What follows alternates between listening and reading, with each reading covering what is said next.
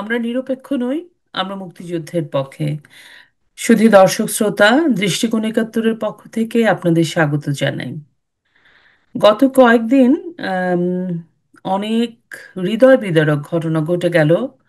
আমাদের দৃষ্টিকোণ একাত্তর আসলে সময় নিচ্ছিলাম ডেইলিকার ঘটনাটা প্রতিদিন জানাতে হবে বা কি করব হতবিহ্বল যেটাকে বলে। আমরা খবরগুলো দেখছিলাম, শুনছিলাম। আপনারা হয়তো খেয়াল করবেন যে আমাদের গত 2-3 দিন আমাদের কোনো নিউজ, আমাদের কোনো ভিডিও ছিল না। তার কারণ হচ্ছে এই পরিস্থিতিটাকে, বাংলাদেশের যে পরিস্থিতি, একের পর এক আপনারা যদি খেয়াল করেন যে গোপালগঞ্জের পরে হয়ে গেল। গোপালগঞ্জে যে কি ভয়াবহ, এটাকে আমরা মানে গণহত্যা মতো যে, এবং এতগুলো মানুষ মারা গেল কোনো ঠিক মতো ফলো আপ নেই। তারপরে কোনো একটা কেস, গায়েবী কেস হলো 5,000 জনের উপরে।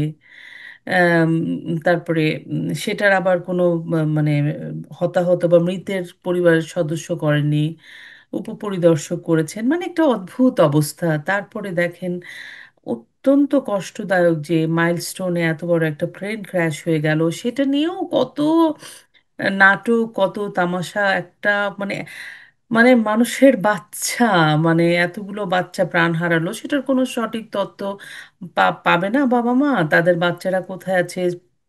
আর কিছু হলেই স্বৈরাচারের দোসর, কিছু হলেই ফ্যাসিস্টের দোসর। বাংলাদেশের মানুষ যদি সবাই ফ্যাসিস্টের দোসর হয়, তাহলে আপনাদের সাথে কারা আছে, ডক্টর ইউনূস? সেটাই তো বুঝতে পারছি না। আপনারা বুঝতে পারছেন না যে আপনাদের সাথে মানুষ নেই, জনগণ নেই। আপনারা কিছুজন মানুষ একত্রিত হয়ে জানালা দিয়ে, আপনাদের মাইক্রোফোন দিয়ে কথা বলতে হয়।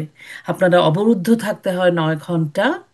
আপনারা বুঝতে পারেন না আপনাদের সাথে মানুষ নেই, সবাই স্বৈরাচারের দোসর, ফ্যাসিস্টের দোসর। আপনাদের বুঝতে হবে, ডক্টর ইউনূস, মিস্টার আসিফ নজরুল। শুধু দর্শক শ্রোতা, আমি আর আমার কথা না বাড়াই। আমরা আজকে এই সার্বিক পরিস্থিতি নিয়ে কথা বলার জন্য একজন রাজনৈতিক বিশ্লেষক এবং পেশায় তিনি একজন সাংবাদিক, যুক্তরাষ্ট্র ভিত্তিক, এবং তার নিজস্ব একটা প্রেস এক্সপ্রেস বলে একটা সংবাদ মাধ্যম আছেন, এবং তিনি আমাদের প্রচণ্ড পরিচিত প্রিয় মুখ, দস্তগীর জাহাঙ্গীর। দস্তগীর ভাই, দৃষ্টিকোণ একাত্তরের পক্ষ থেকে আপনাকে স্বাগত জানাই। কেউ অসংখ্য ধন্যবাদ আমাকে আবারও আপনার এই অনুষ্ঠানে আমন্ত্রণ জানানোর জন্য। আমি জানি যে আজকে অনেক এখন রাত হয়ে গেছে, কিন্তু আপনি যে, এবং আপনার সারাদিন একটা কাজের পরেও একটা লম্বা সময় কেটেছে একটা কাজে, তো এত কিছুর পরেও যে আপনি আমাদেরকে সময় দিয়েছেন, অনেক রাত এখন, মধ্যরাতের কাছাকাছি। আর তো সেজন্য আমরা অনেক কৃতজ্ঞ। দস্তগীর ভাই, এই যে বলছিলাম আমাদের দর্শককে বাংলাদেশের অবস্থা, আমরা সবাই জানে, বাংলাদেশের সবাই এটা বুঝতে পারছে তারা কি অবস্থার মধ্যে, নরকের কুণ্ডলীর মধ্যে আছে। তো এই পুরা ঘটনার উপর ভিত্তি করে আজকে বোধহয় আপনাদের ওখানে ওয়াশিংটন ডিসিতে একটা প্রসেশন হলো, আওয়ামী লীগ তারপরে আরো সহযোগী সংগঠনগুলো মিলে এটা বাংলাদেশের সার্বিক পরিস্থিতি নিয়ে একটা প্রতিবাদ প্রসেশনের মতো করেছে। অ্যাজ এ সাংবাদিক আপনি ওখানে উপস্থিত ছিলেন। আপনি আমাদের সার্বিক অবস্থাটা, বিশেষ করে এই যে মাইলস্টোনের ঘটনা, গোপালগঞ্জ, এবং একের পর এক যে ইনসিডেন্টগুলো ঘটে যাচ্ছে, এবং ডক্টর ইউনূসের যে যে নির্বিকার, উনি কমলার জুস খাচ্ছে এসে এসে, এই যে এই যে একটা প্রচণ্ড হতাশ করা, ভয়ঙ্কর খারাপ অবস্থায় বাংলাদেশের 20 কোটি মানুষ এবং কতিপয় মানুষের জুস খাওয়া, সিংহাসনে বসে, এই পুরো বিষয়টা আপনি একজন সাংবাদিকের দৃষ্টিতে ব্যাখ্যা করবেন আমাদেরকে। তার আগে এই প্রসেশনটা নিয়ে একটু আমাদের দর্শকদেরকে জানিয়ে দিন। আবারও ধন্যবাদ জানাই আপনাকে, আহ, দৃষ্টিকোণ একাত্তরকেও। আম, ওয়াশিংটন ডিসিতে আজকে যুক্তরাষ্ট্র Awami League, metro Washington Awami League, Virginia state Awami League, Maryland state Awami League, যুক্তরাষ্ট্র মহিলা লীগ, শ্রমিক লীগ এবং যুক্তরাষ্ট্র ছাত্রলীগ এবং অন্যান্য আরো আমার অজানা হতে পারে বা আমার কাছে রেকর্ডেড নাই, যে অন্যান্য যেমন নিউ জার্সি হতে পারে, পেনসিলভেনিয়া স্টেট থেকে হতে পারে, অনেক মানুষ 2-3টা বাসে করে ওয়াশিংটন ডিসিতে স্টেট ডিপার্টমেন্টের সামনে দুপুর 2টায় তারা সমবেত হন। আমি একটি কথা সেখানে বলে রাখি যে আজকে ওয়াশিংটন ডিসিতে প্রচন্ড গরম ছিল, ফারেনহাইটে প্রায় 110-এর কাছাকাছি ছিল যখন আপনি রাস্তায়, সেই গরম উপেক্ষা করে প্রায় 200 মানুষ বা 250 মানুষ একসাথে উপস্থিত ছিল। হয়তো বা অনেক মানুষ আবার গাছের ছায়ার নিচে অবস্থান করছিলেন, তাহলে 300 মানুষের মতন হবে। মূল বিষয়টা তারা দেখলাম যে একটি অভিযোগ পত্র 22 পৃষ্ঠার তারা স্টেট ডিপার্টমেন্টে জমা করেন মার্কো রুবিওর জন্যে।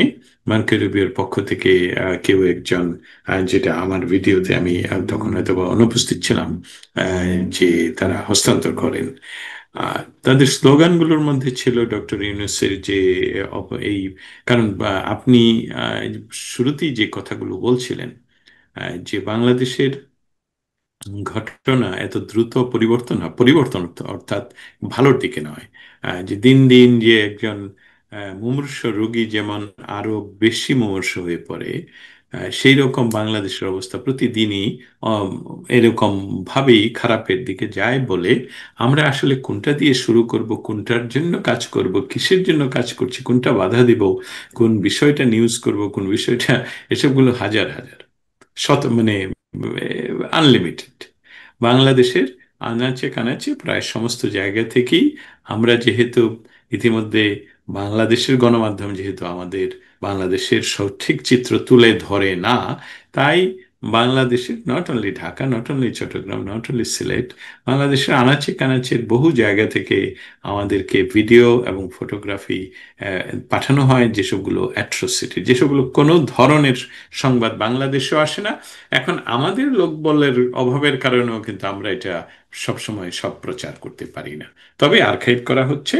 আজকের যে ডেমনস্ট্রেশন ছিল, এই ডেমনস্ট্রেশনটা আসলে বাংলাদেশের ডক্টর ইউনূসের 12 মাসের আমি বলবো যে যে যে বাংলাদেশে একটি আম, সাধারণ নির্বাচনের মাধ্যমে নির্বাচিত ক্ষমতাসীন একটি সরকারকে ডক্টর ইউনূসের কথাই মেটিকুলাসলি ডিজাইন করে তাদের যে প্রতিশ্রুতি, মিথ্যা প্রতিশ্রুতি আমি বলবো, প্রতিশ্রুতি দিয়েছিল বাংলাদেশের মানুষকে, তার কোনো কিছুই পালন করেননি। তার চেয়ে তারা টার্গেট করে প্রো বাংলাদেশ, শুধু আওয়ামী লীগ নয়, 71-এর পক্ষের, বাংলাদেশের পক্ষের, স্বাধীনতার পক্ষের সকল মানুষ এবং স্মৃতিস্তম্ভ সহ সকল কিছুকে তারা গুঁড়িয়ে দিচ্ছেন। এটা একটা বিষয়। আরেকটা বিষয় ছিল 16ই জুলাই, যেটা গোপালগঞ্জকে,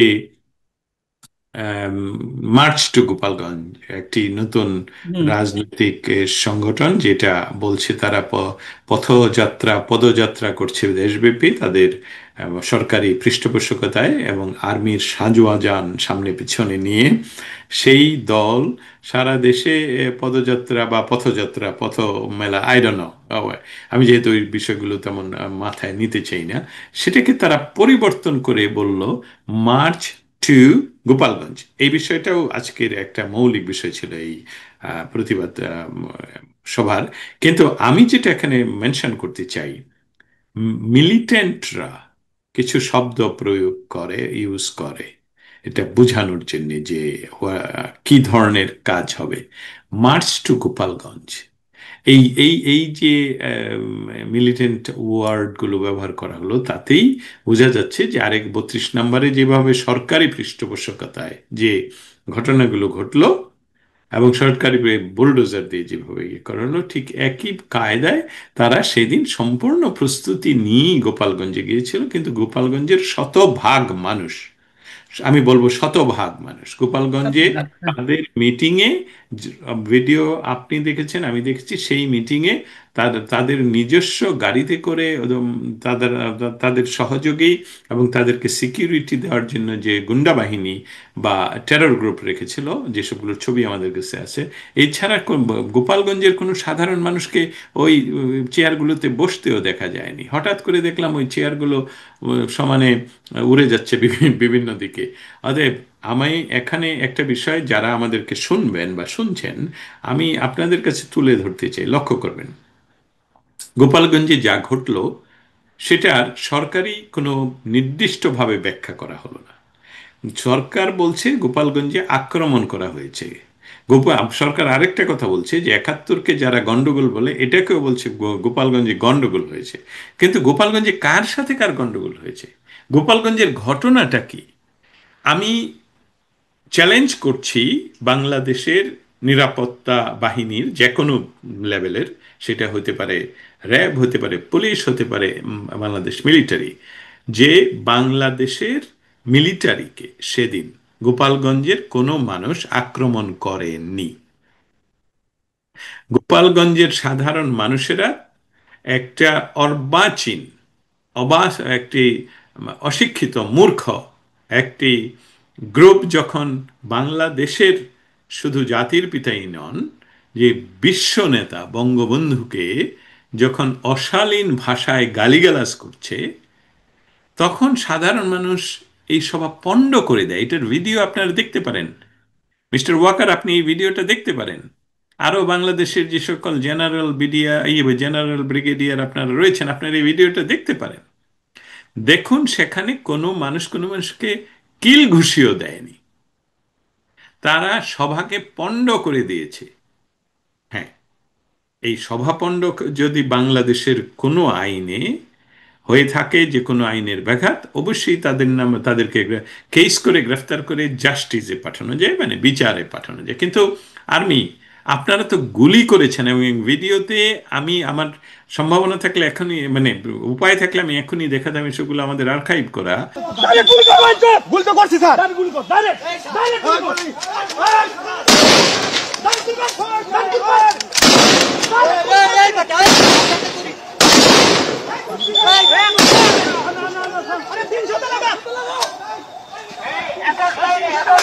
আপনারা নির্দেশ দিচ্ছেন বাংলায় গুলি কর, গুলি কর, সোজা বুকে গুলি কর, এটা আপনারা বলছেন।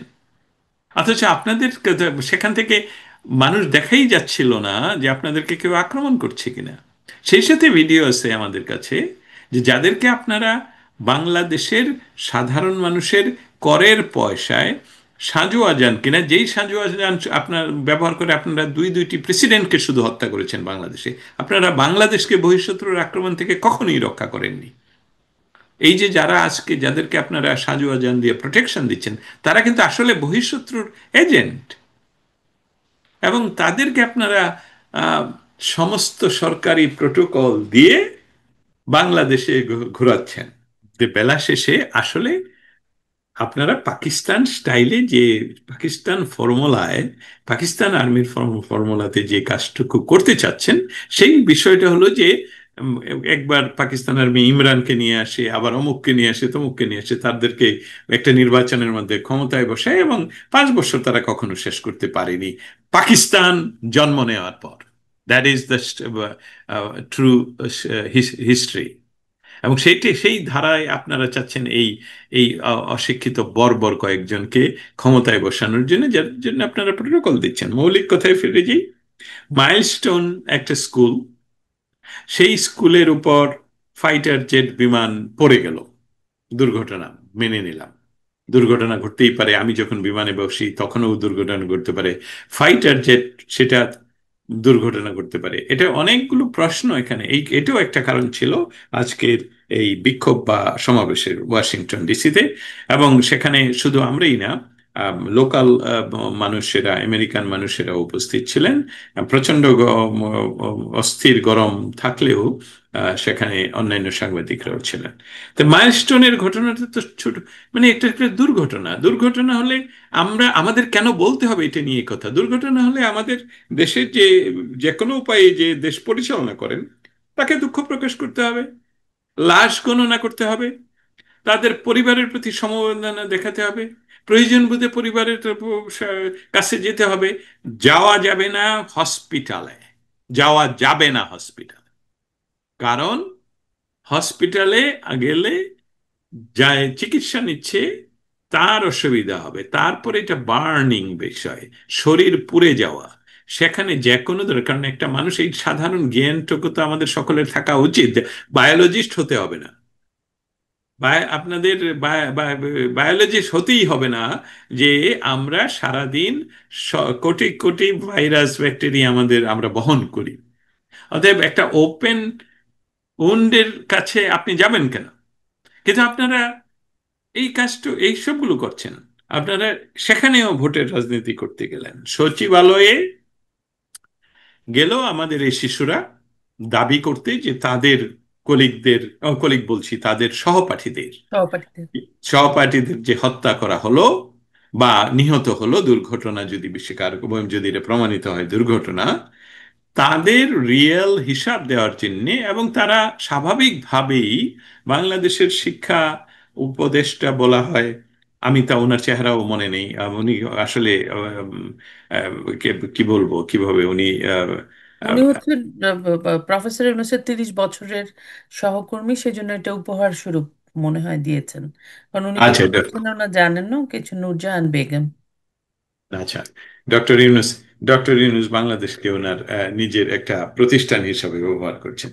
তো হ্যাঁ। সেখানে এই শিশুদের উপর আবার গুলি চালানো হলো, আই রিপিট ইট, আবার গুলি চালানো হলো। কমপক্ষে একজন শিশু হত্যা করা হলো সেখানে। তাদের উপর যে পুলিশি অত্যাচার এবং মিলিটারি অত্যাচার সেদিন হলো, সেটারও কিন্তু ভিডিও ভাইরাল হলো, যেসবগুলো বাংলাদেশের কোনো গণমাধ্যম প্রকাশ করেনি। কিন্তু এই মুহূর্তে পৃথিবীর যোগাযোগ মাধ্যমে আপনারা তো এটা বন্ধ করতে পারবেন না, পৃথিবী এটা ছড়িয়ে গেছে। যে এই ছিল আমাদের ওয়াশিংটন ডিসির বিষয়। আর বিষয়টা হলো যে আমরা জানি ছোটবেলা থেকেই, এটা আমাদের স্কুল কলেজগুলোতে প্রায়ই যোগ করে বলা হতো যে কারো সর্বাঙ্গে ঘা, মলম দিবেন কোথায়, ওষুধ দিবেন কোথায়। তাতে আমরা যখন একটা কথা নিয়ে শুরু করি, আমরা আসলে এতগুলো বিষয় বাংলাদেশে ঘটে, পরপর ঘটে, যে আমরা আসলে কোনো বিষয়টাই উম, একটি বিষয়কেই র্যাপ আপ করতে। পরিচালনা করতে পারি না। ঠিক বলছেন দস্তগীর ভাই। আমার কাছে মনে হয় কি বাংলাদেশের বিষয়টা ঠিক আমরা যেন রোলার কোস্টার চড়ছি। রোলার কোস্টার একবার একটা কার্ভ নামার পরে মনে হয় কি এই বুঝিস আমি নেমে যাই বাবা, আরো হইছে, আর লাগবে না। তো বাংলাদেশে প্রতিনিয়ত এমন সব ঘটনা ঘটছে গত 11 মাসে, যেটার সাথে বাঙালি জাতি আসলে পরিচিতই ছিলাম না আমরা। হ্যাঁ, তো এটা একটা ভয়াবহ বিষয়। তো জানি না কি হবে। আপনি বোধহয় এখনো শুনতে থাকেন এই যে এনসিপি, যে অনিবন্ধিত যে সরকারি যে দলটা, ওরা নেত্রকোনা যাবে। তো কয়েকটা স্কুলে তাদের স্কুল ছুটি দিয়ে দেওয়া হয়েছে, তাদের থাকা, তাদের নিরাপত্তা সমস্ত কিছু জন্য স্কুলই বন্ধ করে দিছে। স্কুল এখন বাচ্চারা স্কুলে যাবে না, ওনারা এই যে ডক্টর ইউনূসের এই যে ছেলেপেলেরা যাবে। আসলে কি বলবো বলেন। তো এই যে গতকালকে আবার এই যে সাবেক যে বিচারপতি, প্রধান বিচারপতি এবিএম খায়রুল হক, একজন মুক্তিযোদ্ধা, ওনাকে গ্রেফতার করা হলো। তারপরে আবার শুনতে পেলাম ওনার জন্য কোনো আইনজীবী নিয়োগ করা যাচ্ছে না। এই যে আমার আমার প্রশ্নটা দাস্তগীর ভাই, এই যে প্রতিনিয়ত যে মানবাধিকার লঙ্ঘিত হচ্ছে, প্রতিনিয়ত যে একটা মানে বেসিক রাইটস বাংলাদেশের মানুষের, যে একটা আইনি, একটা মানুষ অপরাধ করলে তার বিচার হবে, বিচারিক প্রক্রিয়া হবে, তার জন্য একটা আইনজীবী যাবে, নিয়োগ করা হবে, এটার একটা প্রসেস আছে না? এই যে একটা মানবাধিকার লঙ্ঘন হচ্ছে, সেটা কি আপনি তো ইউএস একটা গুরুত্বপূর্ণ জায়গায় কাজ করেন, সো ওইখানে কি আসলে আমরা অ্যাড্রেস করতে পারছি? আমি এখানে অ্যাড্রেস করার বিষয়টার চেয়ে অন্য একটি বিষয় নিয়ে আলাপ করা খুব জরুরি। বলেন অ্যাড্রেসিং প্লিজ। বিষয়টা আমরা পরবর্তীতে তুলে ধরতে পারবো। খায়রুল হক বাংলাদেশের এককালীন হ্যাঁ। প্রধান বিচারপতি। আপনি বলছেন যে, বা আমরা সামাজিক মাধ্যম থেকে জানি যে ওনার জন্য কোনো পাওয়া যায়নি, আইনজীবী পাওয়া যায়নি। পাওয়া যায়নি। এইসবগুলো টুকরো টুকরো সংবাদ। কিন্তু আমাদের যেটা নিয়ে আলাপ করতে হবে, আলাপ করতে হবে যে বিচার বিভাগ, হুম। আইন বিভাগ এবং প্রশাসনিক বিভাগ, বিভাগ। এক্সিকিউটিভ, এই বিষয়গুলো একটা রাষ্ট্রের আলাদা আলাদা, এবং তারা ইন্ডিপেন্ডেন্টলি কাজ করে। বিচার বিভাগের উপরে কেউ নেই, আবার আইন বিভাগের উপরেও কেউ নেই, প্রত্যেকে আলাদা আলাদা, রাষ্ট্র এইভাবে চলবে। আরেকটি বিষয়, যখন থেকে আজ থেকে প্রায় 7,500 বছর পূর্বে খামুরাফি যখন আইনকে কোডিং করেন, তার থেকে কিন্তু আমরা বেশি দূর যেতে পারিনি, কারণ মানুষের সকল ধরনের অ্যাক্টিভিটিসকে তখনই উনি লিপিবদ্ধ করেন একটি আইন বই হিসেবে। এটি প্রাচীনতম উদ্ধারকৃত আইন আইন শাস্ত্রের মৌলিক ডকুমেন্ট বলা যায়, আচ্ছা। কোড। সেই ব্যবস্থা থেকে তার পরবর্তীতে ধীরে ধীরে আসলো কমন ল, বিষয়টা গেল ব্রিটিশ অ্যাংলো স্যাক্সন ল। আরেকটা কালচার হলো রোমান ল, যেটা হলো সর্ব ইউরোপীয় কান্ট্রিগুলো ব্যবহার করে। এটাকে সিভিল সিস্টেম অফ ল বলে, আর ব্রিটিশ ইয়াকে বলা হয় common law system of law. এই দুইটি সমস্ত ল এর আবার বেসিকটা হলো রীতি, যেটা প্রচলিত রীতি, হুম যেটা হুম সামাজিক রীতি, সেটাই আইন। হুম হুম। এখন এত কথা কেন বলছি? রীতিটা হলো যে একটি বিচার বিভাগের সমস্ত বিচারকগণ জি। কখনোই তার বিচারের জন্যে কোনোদিনই কারাবরণ করবেন না, ফুল স্টপ। ওকে। এটা হতে পারে না। ওকে। বিচারক বিচার করবেন, কারণ এটা সম্পূর্ণ স্বাধীন।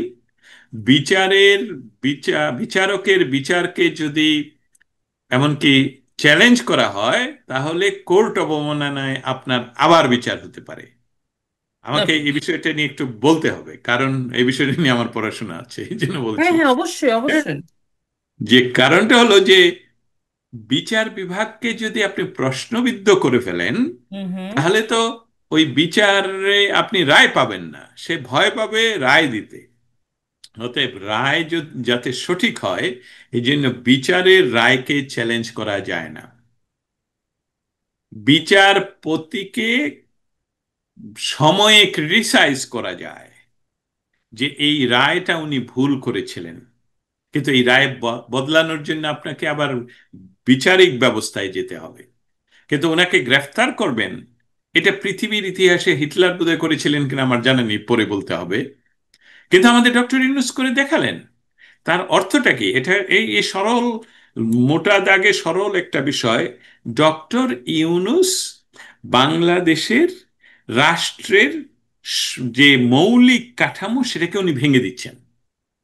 হ্যাঁ এবং এই ভেঙে দেওয়ার প্রাথমিক কাজটা উনি করে ফেলছেন, এই প্যারিসে বসে তার গুন্ডা বাহিনী দিয়ে পুলিশ বাহিনীকে ভেঙে দিলেন। এবং উনি আবার কথাও বলেন, তার আরেকজন ক্ষমতার উৎস, যিনি বাংলাদেশ আর্মিকে ঠিকাদারি নিয়েছেন ওনাকে পাহারা দেওয়ার জন্যে, সেই ওয়ার্কারও বলেন যে বাংলাদেশ পুলিশের এখনো নাকি তাদের সেই সক্ষমতা ফিরে আসেনি।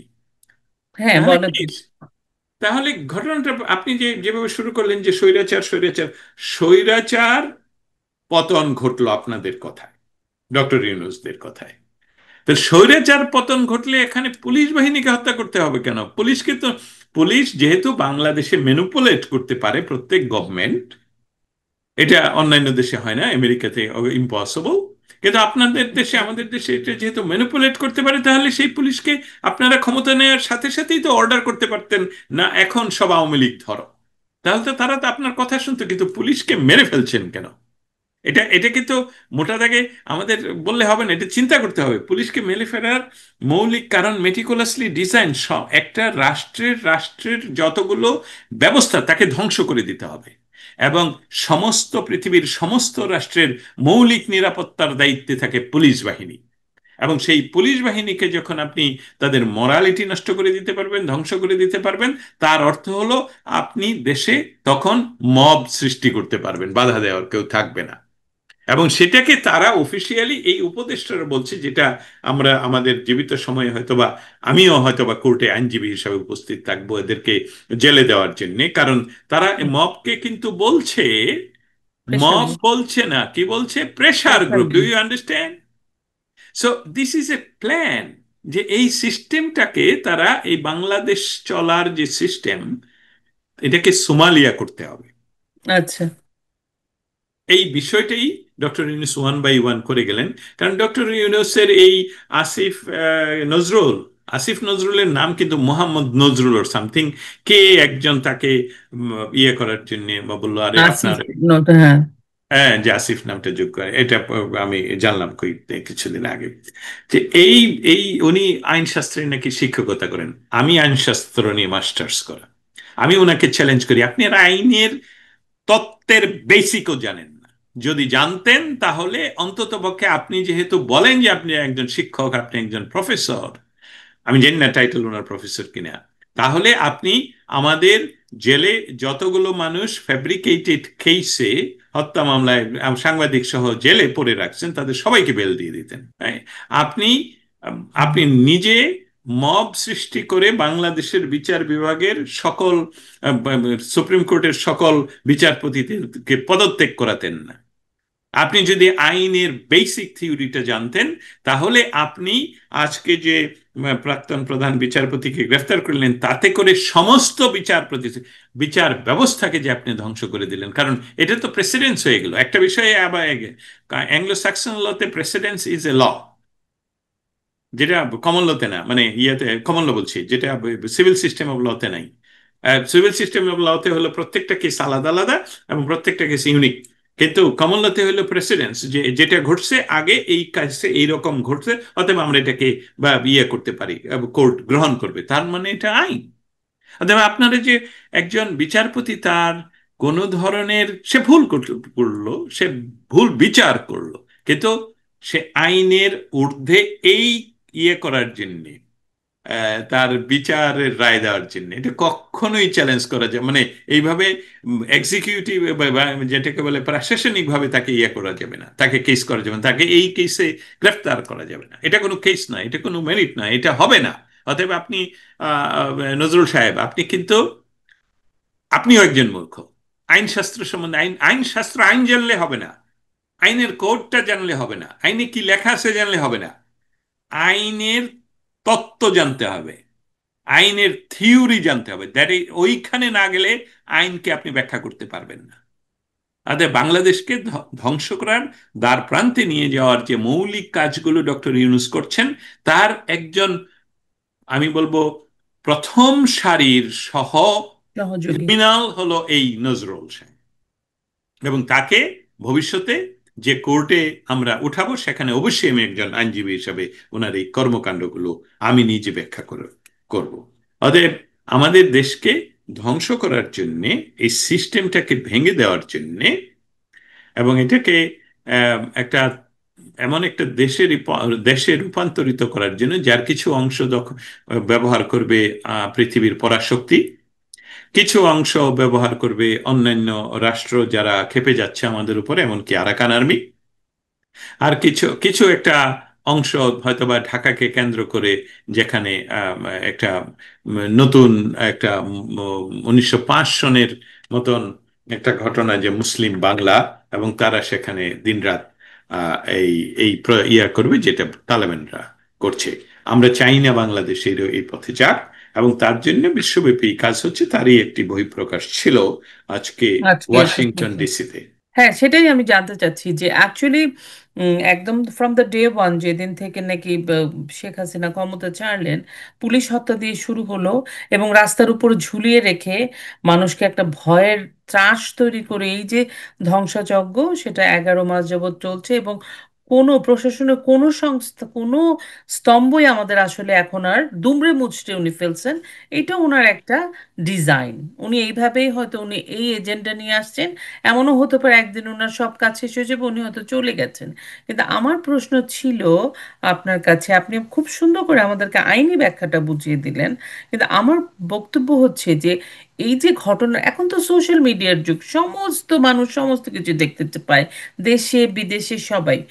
কিন্তু তাহলে যখন নাকি জুলাই আগস্টে এই যে একটা একটা ফেক আন্দোলনকে কিভাবে এটাকে ডিজাইন করে এটাকে মানে একদম রাষ্ট্র ব্যবস্থা ক্ষমতা চেঞ্জ করে ফেললো, একটা সরকার পতন ঘটিয়ে ফেললো।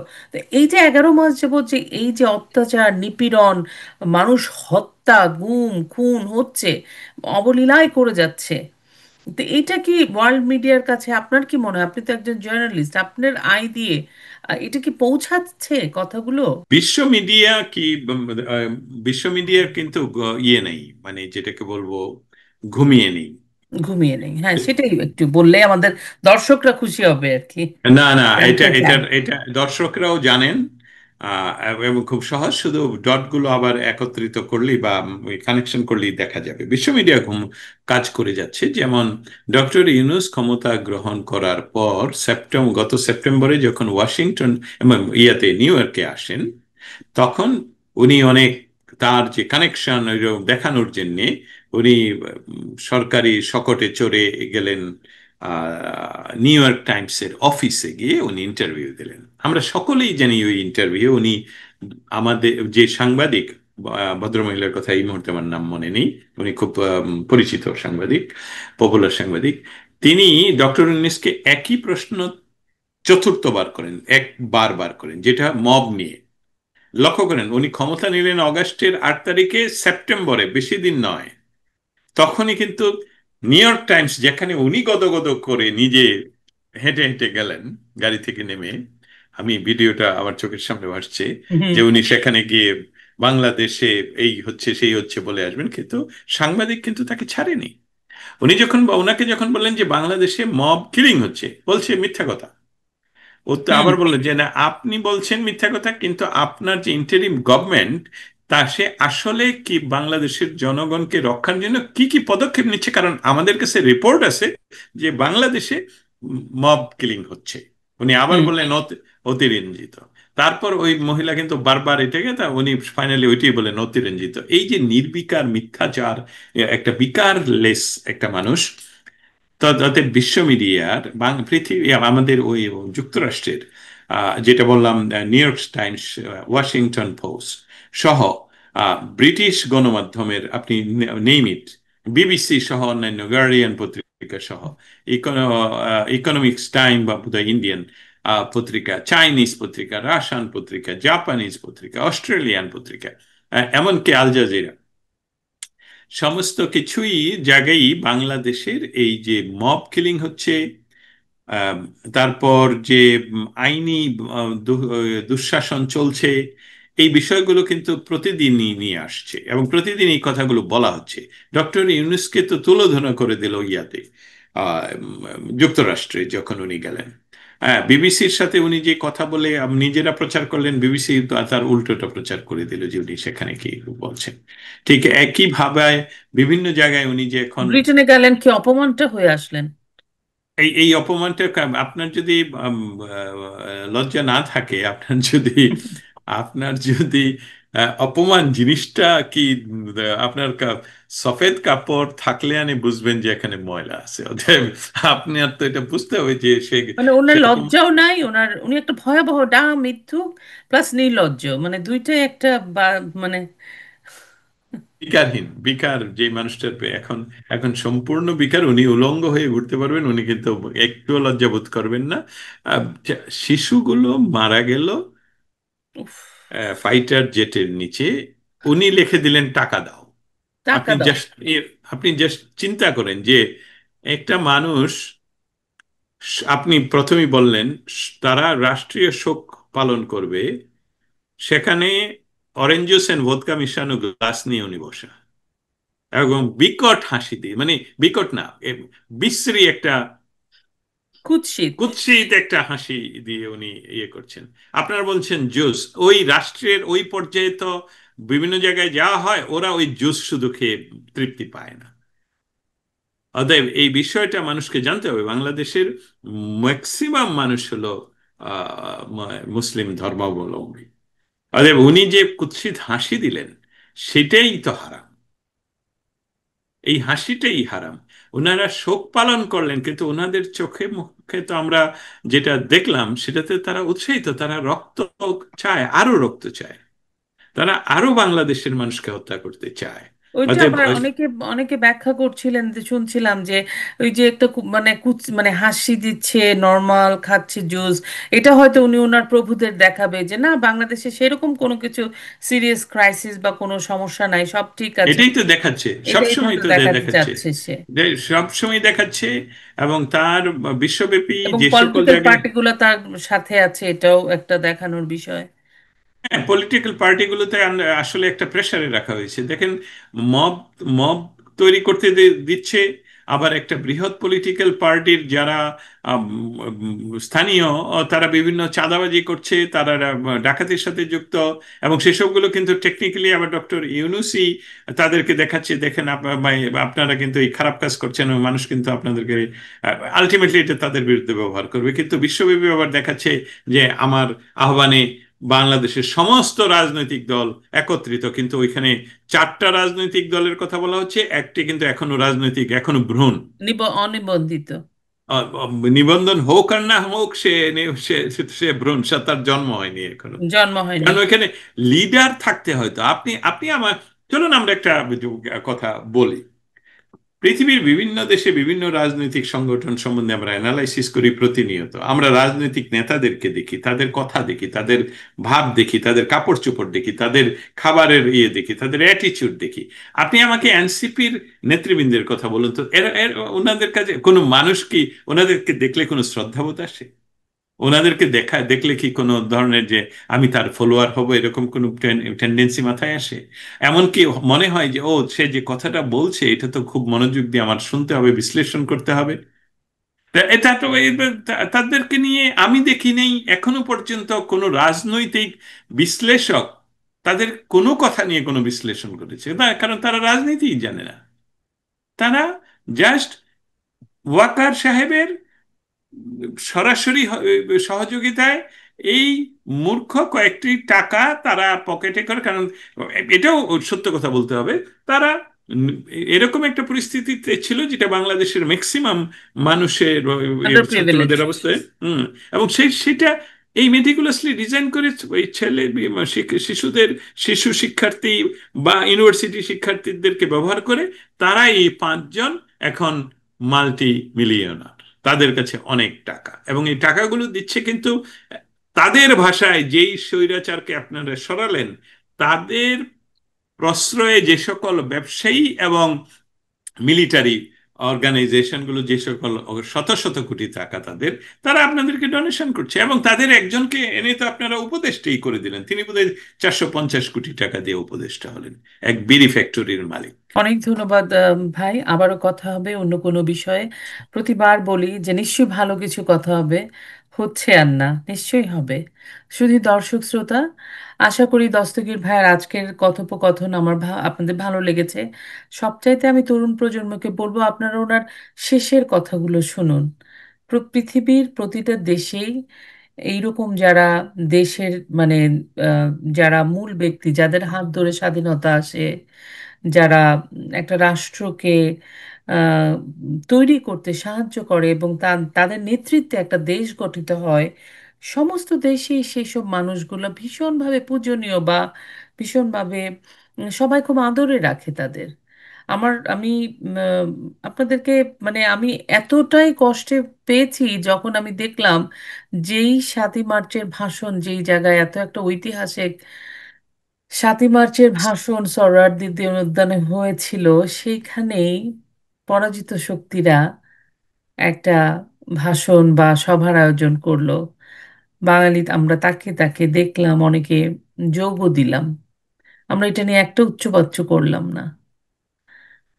চলুন আমরা ভাবি আমরা আসলে কি করছি, আমরা কার হাতে আমাদের দেশটা তুলে দিচ্ছি। এই যে তুলে দেওয়া, আমাদের 51% নারী, তার মধ্যে যদি 30% নারী বোধ বুদ্ধি সম্পন্ন হন, বোঝেন, বিবেক বিবেচনা থাকে, যারা মানে যাদের বুদ্ধিমত বৃত্তি বিকাশ ঘটেছে, যারা 18 বছরের উপরে, তারা চিন্তা করেন যে আজকে আপনাদের ভালো ভালো কথা বলে এই সেই বলে আপনাদের বুঝিয়ে যে পথে চালিত করা হচ্ছে, এটা একটা ভয়ঙ্কর পথ। এবং আপনাদের কোনো স্বাধীনতা থাকবে না, সবার আগে আপনারা নারীরা ঘরের ভিতরে চলে যেতে হবে।